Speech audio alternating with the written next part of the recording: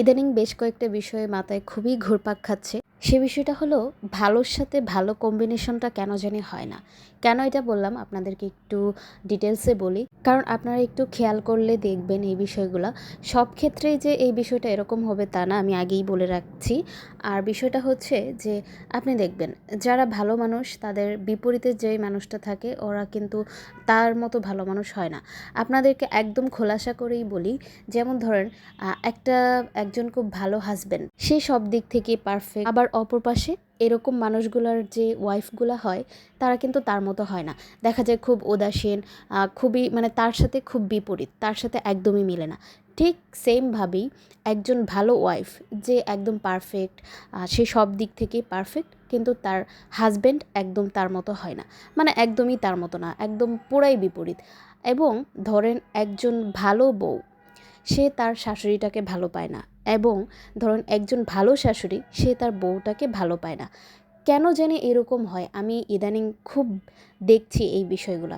কিন্তু আমি বলবো না যে সব ক্ষেত্রে এরকম হয়, অবশ্যই ভালো ভালো আছে, মানে ভালোর সাথে ভালো আছে, কিন্তু সেটা না খুবই কম সংখ্যক। আমি আমার দেখা খুবই কম সংখ্যক পেয়েছি। তবে ইদানিং আমার এই বিষয়টা খুবই ভাবাচ্ছে আসলে। যে যেরকম, সে যদি তার সাথে সেরকমভাবে থাকতে না পারে তাহলে আসলে পুরোটা লাইফ লিড করা, এটা হতে পারে যে হাজব্যান্ড, হতে পারে ওয়াইফ, হতে পারে বউ, হতে পারে শাশুড়ি, এরকমভাবে যদি অপোজিট ক্যারেক্টার প্লে করতে হয় দুইজনের, মানে অপোজিট ক্যারেক্টার হয়ে যায় দুইজন, দুই পাশের মানুষটা, তাহলে কিন্তু আসলে নর্মালভাবে লাইফ লিড করতে খুবই টানাপোড়েনের মধ্য দিয়ে যেতে হয়। খুব কেয়ারিং হাজব্যান্ড হলো, কিন্তু বউ আসলে ওরকম না, আবার বউ খুব কেয়ারিং হলো, হাজব্যান্ড আসলে ওরকম না।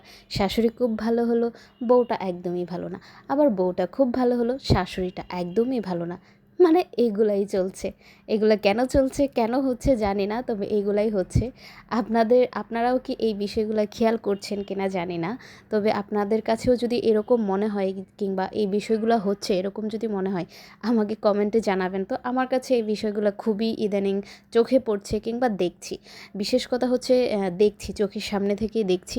এই জন্য আজকে এই কথাগুলো আপনাদের সাথে শেয়ার করা। যাই হোক, আপনাদের সাথে কথা বলতে বলতে কিন্তু আমার ডালটাও অলরেডি হয়ে গেছে।